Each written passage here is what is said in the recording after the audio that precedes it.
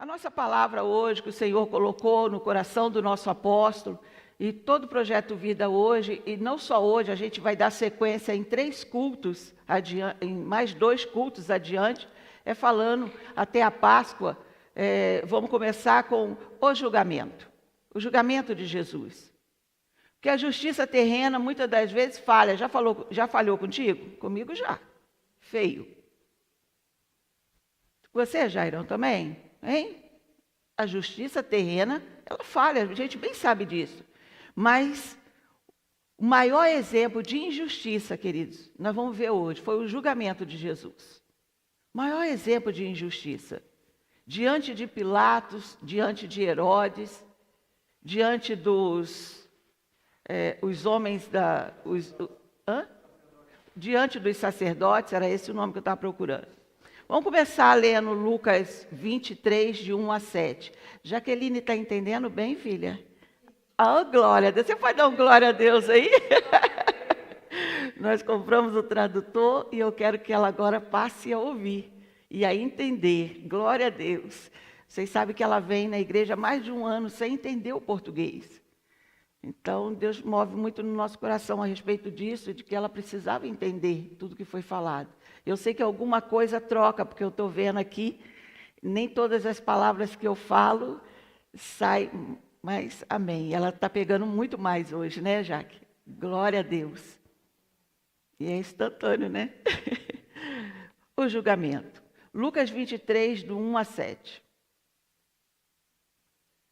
O primeiro julgamento diante de Pilatos. Então toda a multidão deles se levantou e o levou a Pilatos. Levou quem? Levou Jesus, né? E começaram a acusá-lo, dizendo: encontramos esse sujeito pervertendo a nação e proibindo pagar impostos a César, dizendo que ele mesmo é Cristo, um rei. Então Pilatos lhe perguntou, dizendo: você é rei dos judeus? Ele respondeu e disse: é como você. Então Pilatos disse aos principais sacerdotes e à multidão: não encontro culpa nesse homem. Mas eles eram ainda mais furiosos, dizendo: ele agita o povo, ensina por toda a Judéia, começando na Galileia até aqui.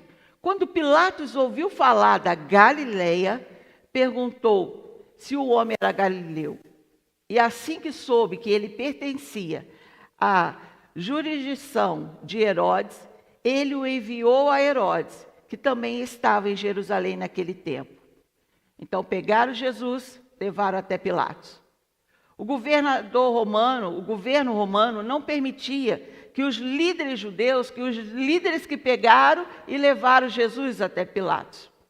Mas na época o governo romano ele não permitia que os líderes judeus tivessem autoridade para executar um criminoso. Por isso eles tiveram que levar até o governador. Eles não tinham essa permissão. Os líderes religiosos enviaram Jesus a Pilatos, o governador romano da região da Judéia. Os líderes judeus esperavam um resultado favorável quando foram até Pilatos. A história mostra que Pilatos era um homem cruel, implacável, completamente insensível aos sentimentos morais dos outros.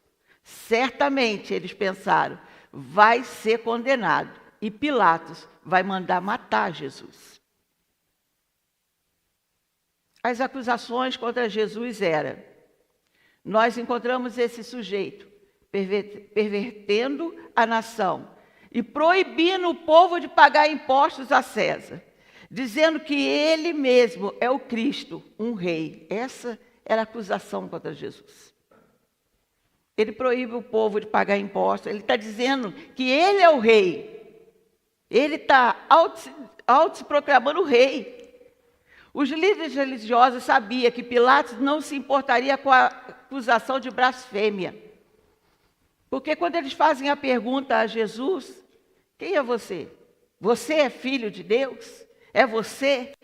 quando os religiosos perguntam sobre isso, e ele responde, e a resposta dele foi muito interessante: você é que está dizendo. Então eles começam a gritar: blasfêmia! E aí o povo logo atrás: mate, é digno de morte, blasfêmia. Mas quando ele vai perante Pilatos, a acusação não é de blasfêmia. Porque isso para Pilatos não ia fazer diferença nenhuma. Ah, sabe o que é? É porque ele blasfemou contra o nosso Deus. E aí? Não tinha a mesma importância. Então o que eles levaram? Esse sujeito está pervertendo a nação. Esse sujeito está proibindo pagar impostos. Olha isso, pesa ou não pesa? Ele está se dizendo que ele é o rei. Então eles mudam na presença de Pilatos. Portanto, eles trouxeram a Pilatos 3 falsas acusações, que Jesus foi um revolucionário. É ele que está agitando a nação, ele é revolucionário. Que Jesus incitou o povo a não pagar impostos, proibiu de pagar impostos a César. Quer dizer, olha, Pilatos, você vai deixar de receber, porque esse homem que você está vendo, ele proibiu o povo de pagar impostos, ele incita o povo contra o império. Então, que Jesus afirmou ser o rei em oposição a César. Foi isso que eles levaram, queridos. E aí Pilatos faz a pergunta: você é rei dos judeus? Então Pilatos perguntou a ele, dizendo: você é rei dos judeus? Só podemos imaginar e pensar Pilatos olhando para Jesus, todo ensanguentado, espancado. Jesus não parecia especial, queridos, naquele momento, nem majestoso, quando estava diante de Pilatos. Então o governador romano provavelmente foi sarcástico ou irônico quando perguntou: você é rei dos judeus? Humilhando os judeus ainda: é você todo ensanguentado, todo sujo? É você que é rei dos judeus? Pilatos não ficou alarmado com a acusação feita contra Jesus. Por quê? Porque aquilo que ele olhava, aquilo que ele estava vendo, não condiz com o rei. Um homem todo ensanguentado, todo sujo. Aparentemente, à primeira vista, ele viu um homem diante dele sem a menor condição. Esse homem não tem menor condição, nem nenhuma pretensão à realeza.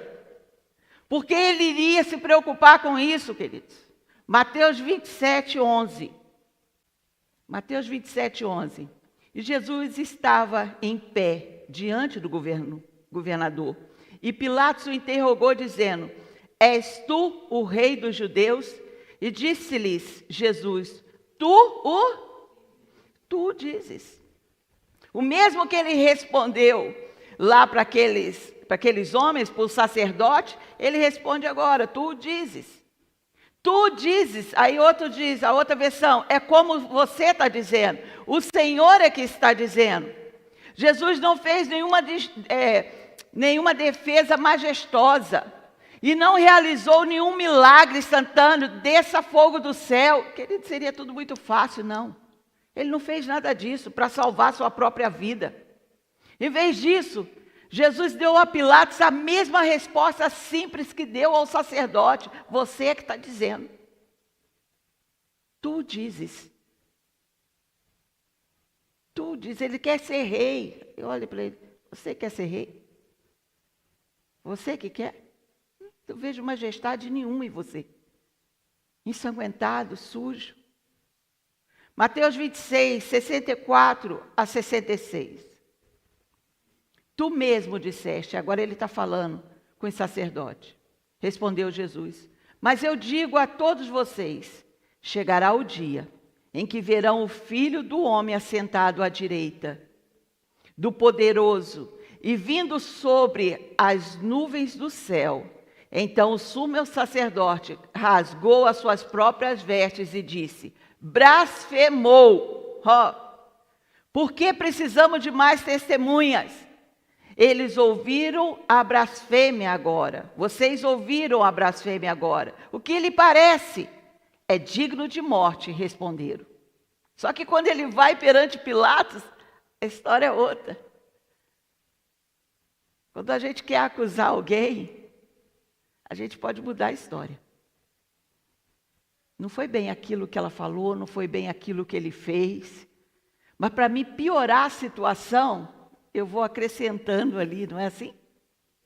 Para que a coisa pareça mais feia, para que eu possa realmente tirar todo o crédito daquela pessoa. Não é assim? Mas houve um veredito aí. Não encontro culpa nesse homem. Esse foi o veredito de Pilatos. Não encontro culpa nesse homem. Embora Pilatos fosse um homem cruel, implacável, ele não era estúpido, queridos. Sempre que você ouvir alguém, uma situação, é sabedoria você ouvir o outro lado. É sábio ouvir o outro lado. Sempre que você ouvir alguma coisa sobre seu pastor, sua pastora, a família, que não tem ninguém aqui, nem santo nem perfeito, vocês precisam saber com quem que vocês caminham. Sempre que você ouvir da tua irmã, do teu irmão, fala, é mesmo? Não, queridos. Ouça os dois lados. Sempre ouça os dois lados.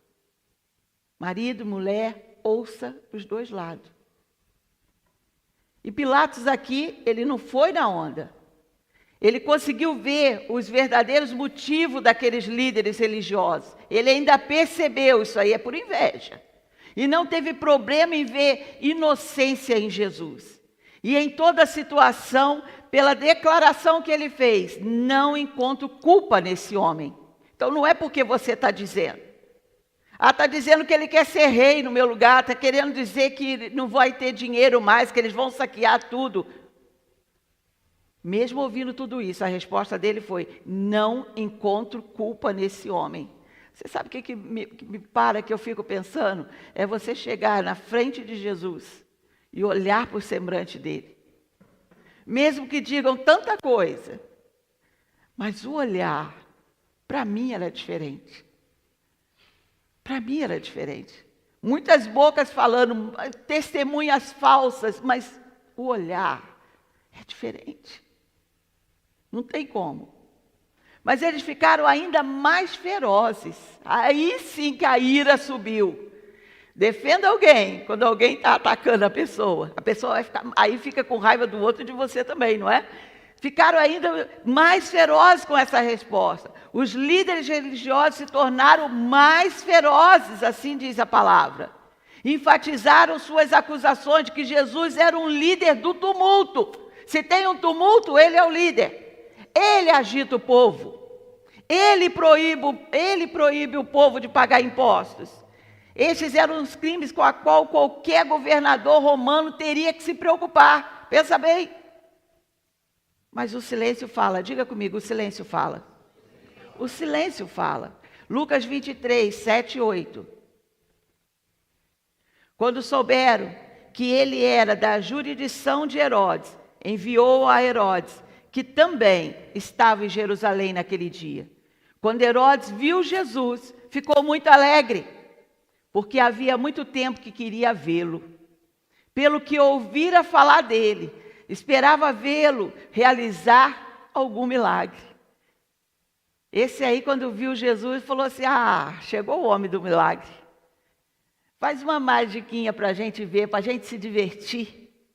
Faz algo aí para a gente se divertir.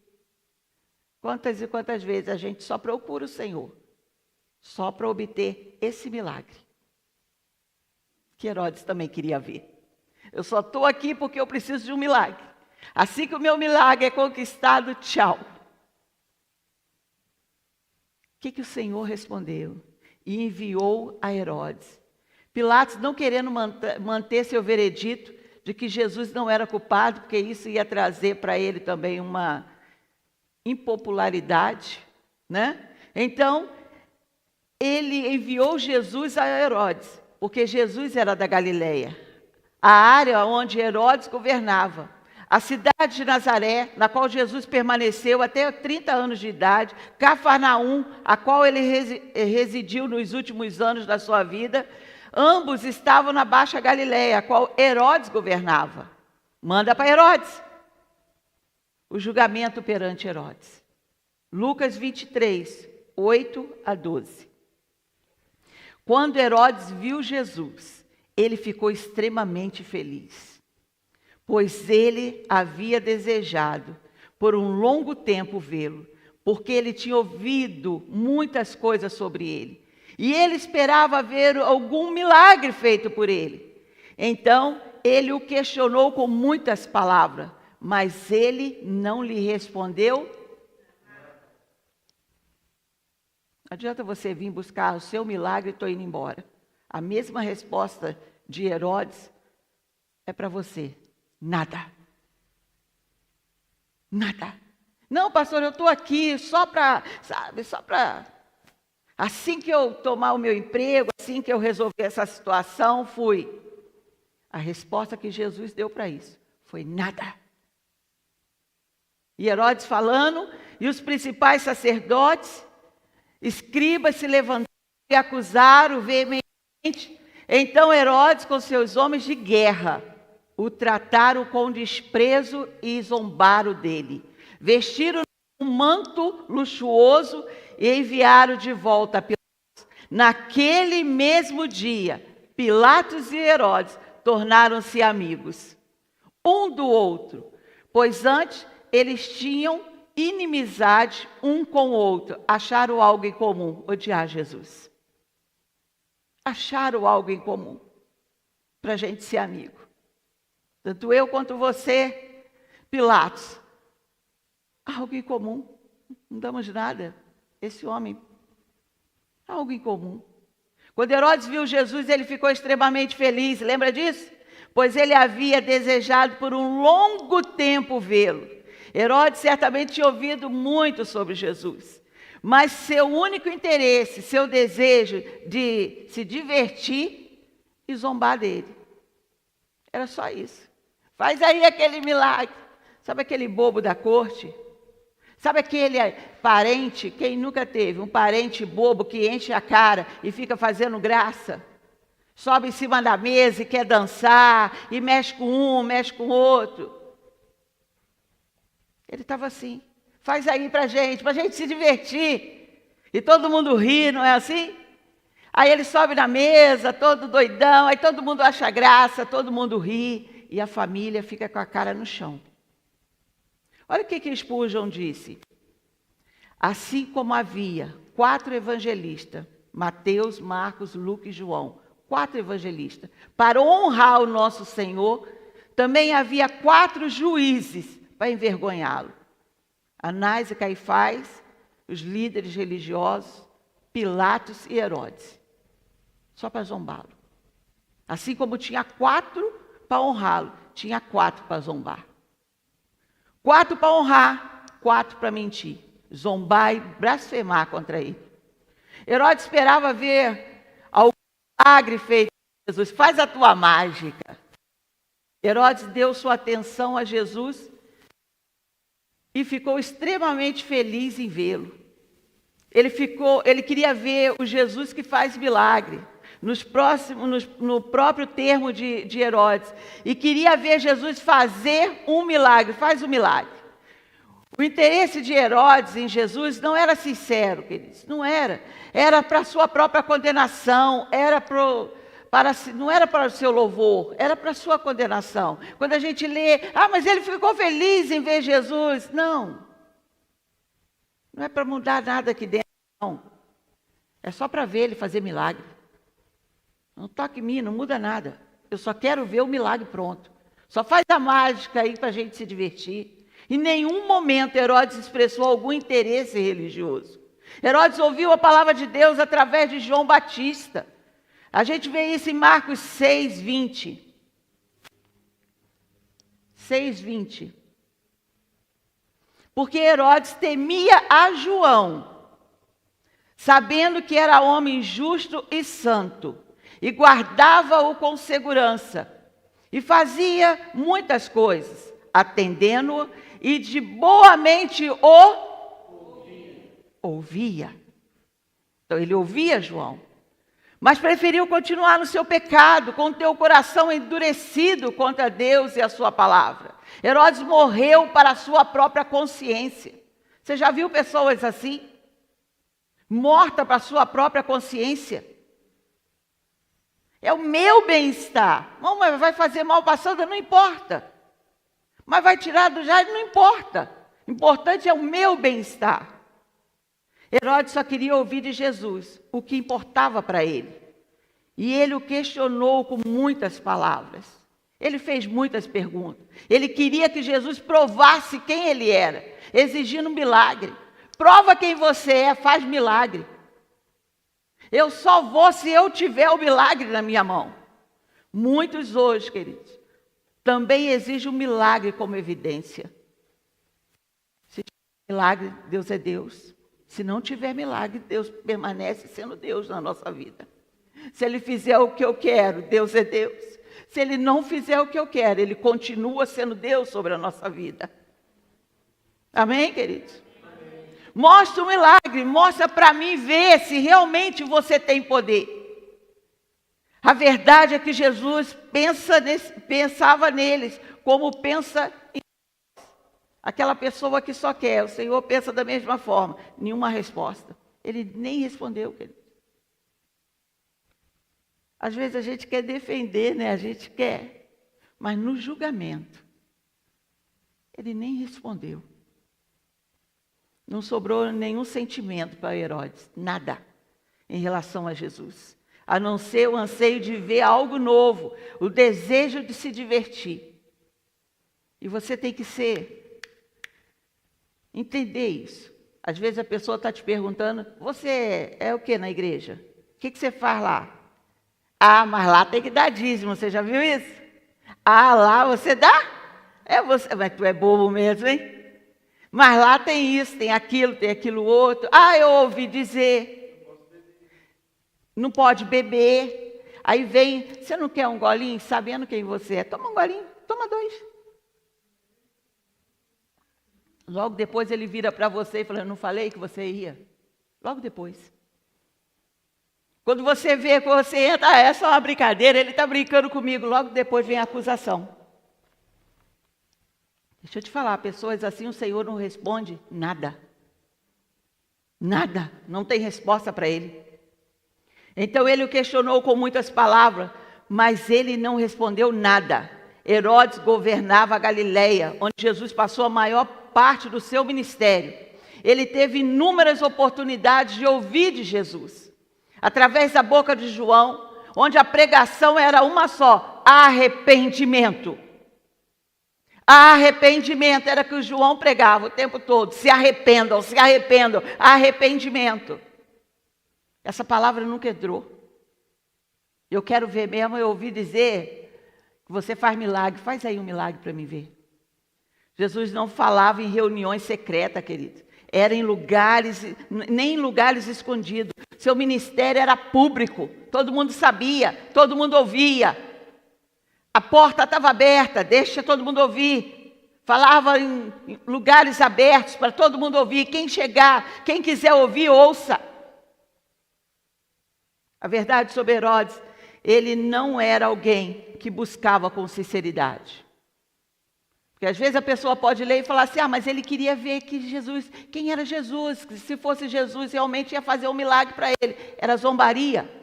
Herodes pensou, vamos ouvir uma resposta de um grande mestre. Vamos ver o homem dos milagres. Venha hoje, o homem dos milagres vai estar presente. Jesus poderia ter pensado em responder, não tenho nada a ver com você, assassino do meu primo João Batista. Nada com você. Jesus entendeu que Herodes era um homem miserável e superficial. E, portanto, não tinha nada a dizer para ele. Não perca tempo com gente assim. Não perca tempo. Não entre em discussão boba, tola. Que agora que você é crente, né? E você usa calça comprida? Como assim você pinta a unha? Que isso. Não perca tempo com isso. Discussões, nada para você. O silêncio, diga o silêncio. Agora diga a convicção de quem está acordado, o silêncio. Mesmo quando outros o acusaram veementemente, fervorosamente, Jesus não tinha nada a dizer a ele. Então Herodes, com seus homens de guerra, queridos, tratou com desprezo e zombou dele. O desprezo e a zombaria mostram o que Herodes realmente pensava de Jesus. E Jesus não perdeu tempo nem para se justificar. Não perca tempo. Quando Jesus se recusou a responder a Herodes, que só havia a intenção de maltratá-lo, de zombar dele, não teve sequer uma resposta, porque de zombaria não tem resposta. A zombaria deixa claro que Herodes não levou a acusação a sério. Essa é a coisa realmente assustadora sobre essa história. Como filho de Deus, bem diante de você, Herodes não podia brincar, queridos. Não podia brincar. Quando você perde tempo ali naquela discussão, ficar discutindo aquilo. O que você carrega não é brincadeira. Dê a resposta assim. Estou indo, estou andando, continuo, seguindo. Essa é a resposta. O que eu carrego? Você imagina na presença do Senhor. Eu fico imaginando aquele olhar. E o homem ainda tentar uma zombaria. Existem pessoas tão cegas, como Herodes foi, tola, arrogante, que merece a mesma resposta, o silêncio, a indiferença. Ainda hoje, o silêncio, a indiferença. Naquele mesmo dia, Pilatos e Herodes se tornaram amigos. Herodes e Pilatos se tornaram amigos no mesmo dia. Eles então encontraram um ponto em comum, oposição a Jesus. Em Lucas 23 mostra 3 grupos diferentes de pessoas que odiavam e rejeitavam Jesus. Por medo e por inveja, os líderes religiosos. Por medo, por inveja, eu vou perder minha posição. Eu prefiro negar do que perder a minha posição. Os líderes religiosos, eles odiavam Jesus. Pilatos sabia algo sobre quem era Jesus, mas não estava disposto a tomar uma posição impopular em favor dele. Por isso que ele diz, esse homem é inocente. Se ele é inocente, por que não se liberou ele? Se na época da Páscoa tinha que liberar um. Mas quem o povo queria? O povo não queria que liberasse Jesus. Barrabás. Então eu não vou me tornar aqui impopular. Eu não vou contra aquilo que o povo está gritando, porque muitas das vezes vai gritar. Eu não vou contra aquilo que a minha família diz, eu vou ficar mal. Herodes, que não levava Jesus a sério. Ele só estava interessado em se divertir e se entreter. É o bêbado que faz as coisas inconsciente. O retorno. Lucas 23, 13 a 17. Então ele manda de novo, novamente para Pilatos, segundo julgamento, diante de Pilatos. Então Pilatos, tendo convocado os principais sacerdotes, os governantes e o povo, disse-lhes: vocês me trouxeram esse homem como alguém que engana o povo. E de fato, tendo examinado na presença de vocês, não encontrei nenhuma falta nesse homem com relação às coisas das quais vocês o acusam. Nem Herodes, pois eu os enviei de volta a ele. E de fato, nada merecedor de morte foi feito por ele. Portanto, eu castigarei e soltarei, pois era necessário que ele soltasse alguém para eles na festa. Tendo examinado na vossa presença, não encontrei nenhuma falta nele. De fato, nada digno de morte foi cometido por Jesus. Ele sabia disso. Olha o veredito. Pilatos declarou claramente: Jesus é inocente de todo e qualquer crime. Esse foi o resultado, depois de examinar cuidadosamente o que Jesus estava fazendo, vivendo, e das evidências trazidas contra ele. Eu, portanto, o castigarei e o soltarei. Aí, quando a gente lê, tem um som aí. Não, é lá. Não é aqui não. Eu, portanto, o castigarei e o soltarei. Pilatos não sugeriu uma punição leve para Jesus, querido. O costume romano de açoitar é uma surra brutal. Os golpes vinham com chicote, com muitos fios de couro, cada um com um pedaço. No final de cada do couro vinha enfiado um osso ou um metal nas pontas. Era osso ou era metal, então batia-se com aquilo. Ele reduzia as costas da pessoa a carne viva. Não era incomum isso. Não era incomum que muitos criminosos morriam antes mesmo de chegar à cruz. Só pelos açoites. Só pelos açoites. Isso não foi justo, mas foi necessário. Diga, não foi justo. Não foi justo. Mas foi necessário. Necessário por quê, pastor? Um homem inocente não merece nem mesmo punição leve, afinal de contas, ele é inocente. Nem uma punição leve ele merecia, muito menos uma severa, sugerida pelas palavras, eu, portanto, o castigarei. Ele é inocente, mas eu, portanto, o castigarei. Pois era necessário que ele soltasse um naquela festa. Pilatos acreditava ter uma maneira de Jesus escapar da morte. Ele planejou soltá-lo de acordo com o costume de soltar um prisioneiro a cada época de Páscoa. Pilatos talvez tenha pensado, se esse homem alegrou, desejou ser rei, esses líderes judeus não querem que ele fique livre, mas a multidão simpatiza com ele. Então não vou matar, não. Ele é inocente, vou só bater muito. Sabe, Sandra? Bate. Mesmo inocente? Você já bateu no seu filho, sendo ele inocente? Você que é mau não faz isso. Eu lembro de uma vez uma mulher chegar na minha casa e falar assim, a mulher, gente, de vestido de umbanda, toda, aquele vestido mesmo, de macumba, tudo aquilo ali. Ela chegou na minha casa e falou, você é mãe do Gabriel? Eu só tinha o Gabriel na época. Eu falei, sim, sou. Já deu um susto, que eu abri a porta, dei de cara com aquela mulher, né? Toda vestida de... Falei, sou eu mesmo. Ela falou, pois é, o seu filho ameaçou a minha menina.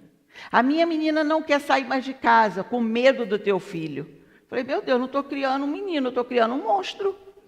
Como assim? E a mulher começou a falar, porque a minha filha não quer sair de casa. A minha filha é isso, a minha filha é aquilo, a minha filha está com medo. Falei, meu Deus do céu, quem é essa criança? E eu fui para cima do Gabriel para bater. E bateria muito, se o pai não tivesse entrado. E falou, não. Ela foi me inflamando de uma tal forma, falando contra ele. E o pai não deixou, calma, não é assim, que isso? Gabriel não é assim.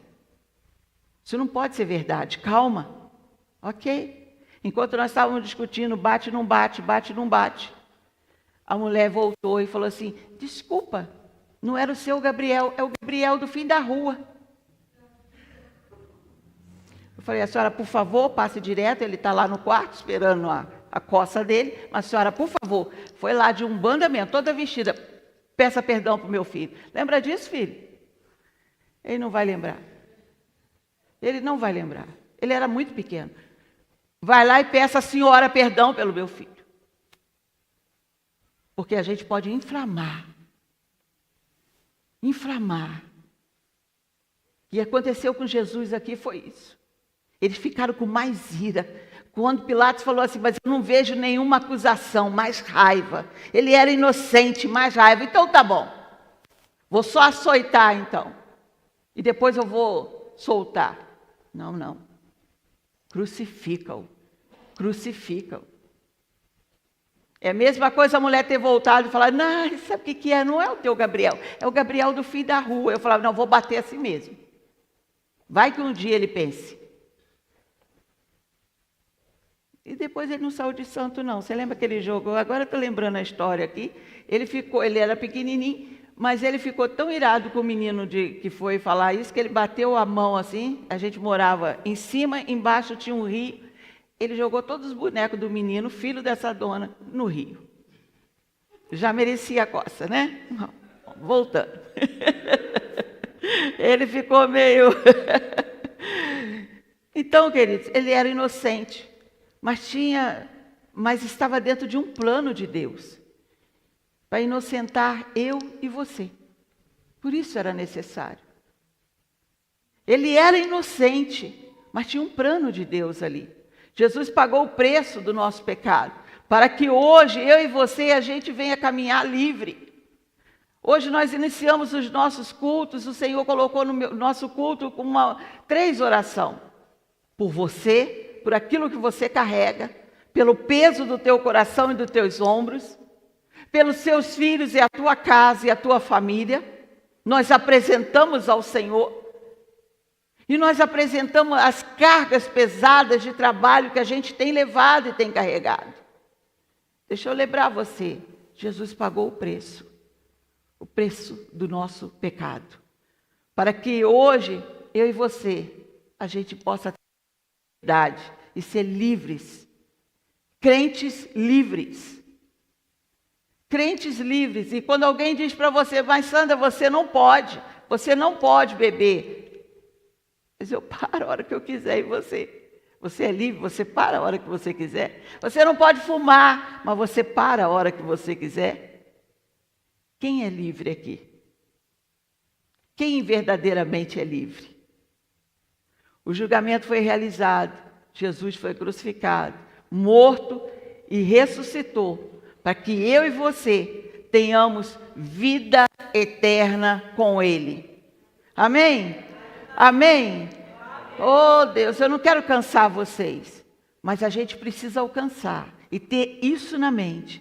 Tudo isso aconteceu por mim, por você, para que a minha vida eu seja livre, para que na tua vida você esteja livre. Então, em nome de Jesus, não deixa nada aprisionar você. É uma preocupação que eu não durmo, pastora. É uma situação, em nome de Jesus. O preço foi pago para que você ande livre.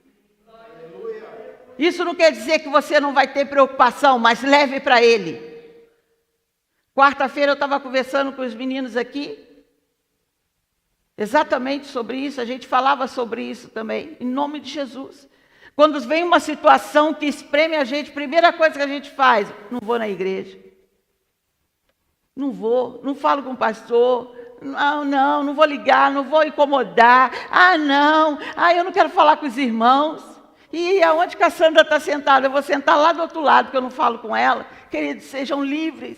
Alto preço foi pago para que a gente seja livre na presença dEle. Se não está bom, você chega no altar e chora. Senhor, tem misericórdia de mim. Move sobre essa situação. Em nome de Jesus. Gabriel, vem, filho. Aleluia, fica de pé. Toma da tua liberdade, começa a buscar. O que está aprisionando você? Em qual área você tem se visto preso? Em nome de Jesus. Traga a liberdade agora ao teu coração, à tua mente. Senhor, eu trago a liberdade ao meu coração, à minha mente, à minha casa, à minha vida. Aleluia. A vida dos meus filhos, dos meus netos, dos meus bisnetos, aquele que já está, aquele que vai nascer, ser livre, ser livre. Aleluia. Vem ao céu, nós proclamamos, poderoso és, grandioso és, como um trovão impetuoso,